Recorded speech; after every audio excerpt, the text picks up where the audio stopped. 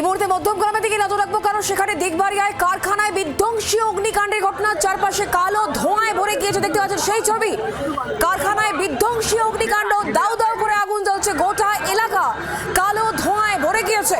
মধ্যমগ্রামে একটি কারখানায় বিধ্বংসী অগ্নিকাণ্ডের ঘটনা, কিভাবে আগুন লাগলো তা এখনো পর্যন্ত স্পষ্ট নয়। যে ছবি দেখতে পাচ্ছেন মধ্যমগ্রামের ছবি, দিগবাড়িয়ায় কারখানায় বিধ্বংসী অগ্নিকাণ্ড, গোটা এলাকা কালো ধোঁয়ায় ভরে গিয়েছে। এই মুহূর্তে সেই ছবি দেখতে পাচ্ছেন আপনারা, মধ্যমগ্রামে ঘটনা।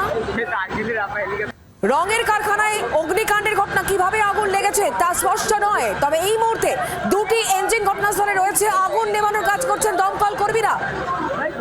মনোজ মণ্ডল আমাদের সঙ্গে রয়েছেন প্রতিনিধি টেলিফোন লাইনে। মনোজ, কিভাবে আগুন লাগলো এবং এখন কি পরিস্থিতি? তবে এখন কিন্তু দাউ দাউ করে আগুন জ্বলছে। তবে তোমাকে বলে রাখি যে মধ্যমগ্রামের দিগবেড়িয়া অঞ্চলে সম্ভবত একটি রঙের কারখানাতে, সেখানে কিন্তু এই কিছুক্ষণ আগেই আগুন লেগেছে। আগুন কিন্তু অতি দ্রুততার সঙ্গে ছড়িয়ে পড়ছে। পাশাপাশি সেখানে কিন্তু দমকলের দুটি ইঞ্জিন এই মুহূর্তে গিয়ে পৌঁছে আগুন নেভানোর কাজ চলছে। পাশাপাশি রঙের এই যে কারখানা রয়েছে, সেই রঙের কারখানায় প্রচুর পরিমাণে দাহ্য পদার্থ মজুদ থাকার জন্য সেখানে আগুন অতি দ্রুততার সঙ্গে ছড়িয়ে পড়ছে। দমকলের ইঞ্জিন কিন্তু সেখানে আরো বাড়ানোর চেষ্টা করা হচ্ছে। অর্থাৎ এই যে জায়গাটায় আগুন লেগেছে তার আশেপাশে কিন্তু প্রচুর পরিমাণে বসত বাড়ি রয়েছে। সেই কারণে সেই আগুন যাতে বসত বাড়ির দিকে ছড়িয়ে না পড়ে সেই জন্য কিন্তু দমকলের কর্মীরা তৎপরতার সঙ্গে কিন্তু সেই আগুন নিয়ন্ত্রণে আনার চেষ্টা করছে।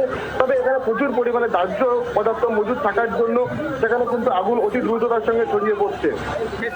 ভেতরে কেউ নেই, এটা কি নিশ্চিত করা গিয়েছে?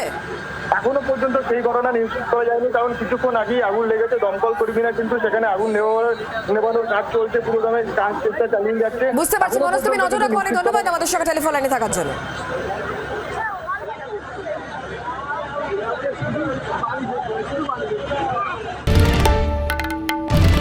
বাংলার আওয়াজ, বাঙালির আবেগ, জি 24 ঘন্টা।